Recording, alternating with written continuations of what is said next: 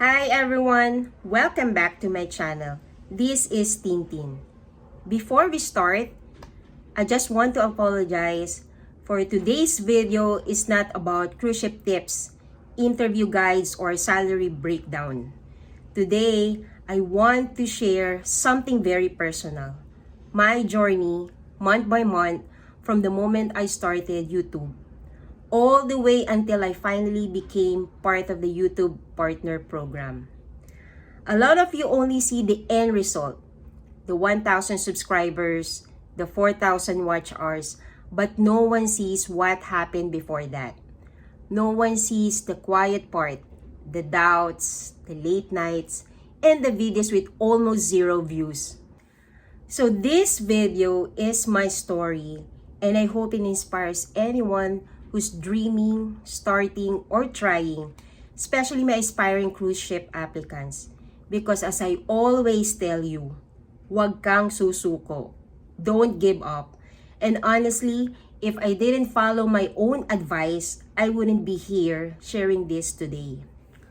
How it all started. I started my YouTube channel last June 2025. My very first video was about how I got my cruise ship job. That was June 20, 2025. Pero bago pa ako nakarating sa niche na yon, let me take you back.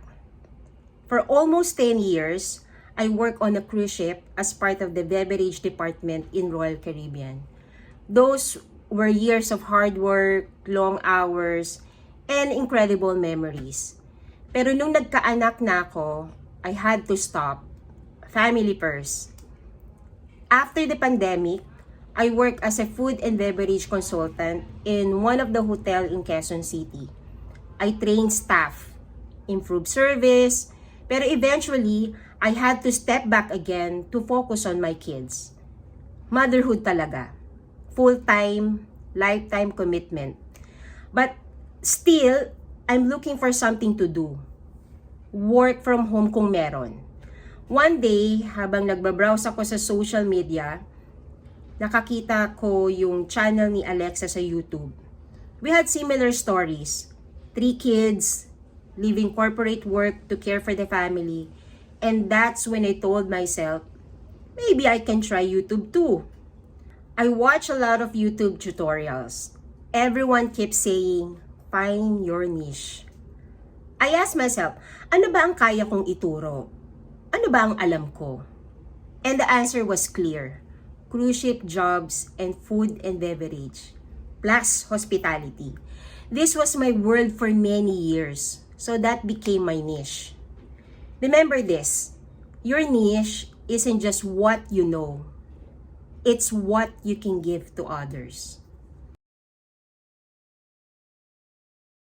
My first video setup, just my phone. And the camera operator, my daughter. She literally held the phone while I recorded. Editing, zero knowledge. Movie maker plus a little bit of CapCut. I learned that when it's pandemic, na online pa ang mga bata nung time na yon. But thankfully, my daughter taught me the basics. Family teamwork at its finest. So lesson here, don't wait for perfect gear, perfect skills, or perfect timing. Start with what you have and grow along the way. July came and honestly, walang nanonood. 5 to 10 views per video and 3 of those were my kids' account. But instead of quitting, I told myself, for 90 days, upload lang ako. Kahit walang views. And part of my commitment was learning what people really needed.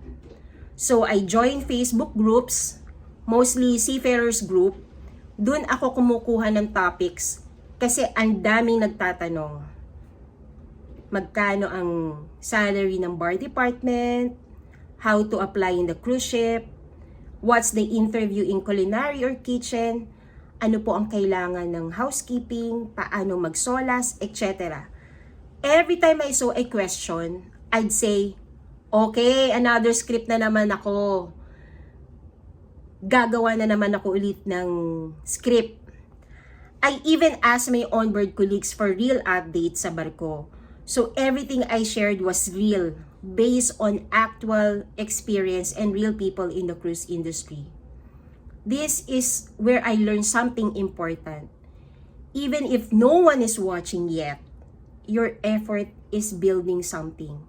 And that effort that I learned is how to do the script, how to research, and how to edit. August 2025, August 2, a day I'll never forget. I reached my first 100 subscribers. And finally, I told my husband and sisters na I have a YouTube channel. I started receiving thank you messages from viewers. Like, "Ma'am, I passed my interview because of your video. Thanks for the guidance." And a lot more. That's when I felt, okay, may purpose pala to. September 2025. September came. And suddenly, viewers from India, Canada, US, and more started watching my videos. I made one Tagalog video for Filipino viewers. Kasi ayokong maligaw ang viewers ko, especially if Filipino applicants. Like requirements and agency, I need the topic in Tagalog.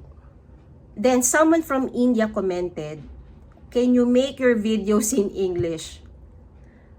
That's when I realized my channel was becoming global. This was also the moment I hit 500 subscribers and my video about cruise ship salary blew up. From less than 1K views to 5K in 2 days. And now over 50,000 views. Even guests and cruisers watch it, commenting how they never realized how hardworking seafarers are. Lesson here, sometimes your content will touch more people than you expect. Just keep sharing your story and keep giving value. October 2025. October, I reached 4,000 watch hours. Sabi nila, mahirap i-achieve, but I got it even before hitting 1,000 subscribers. Then on October 24, I finally reached 1,000 subscribers. And after that, I fixed my AdSense account, minor challenges lang, and after a few days, everything was approved. It felt surreal. All the late nights, self-doubt, and silent work finally started to show results. November 2025. And then November, I officially become part of YouTube Partner Program. I saw ads on my videos, I saw the estimated revenue tab appear, and suddenly, everything became real. But more than anything, this journey reminded me of one thing. Consistency wins, patience wins, hard work wins. All those nights when no one was watching, all those times I doubted myself, all those videos with 5 views, they were all building me for this moment. So to anyone watching this, especially aspiring cruise ship applicants or anyone starting a dream in YouTube, start now. Keep going. Don't wait for perfect condition. Everything you do today is building the future version of yourself. And the most important thing I learned, even if no one sees you now, your effort is never wasted. The right people, the right opportunities, and the right results will come. Thank you for being with me on this journey. Maraming salamat sa support, sa trust, at sa love. See you on my next video.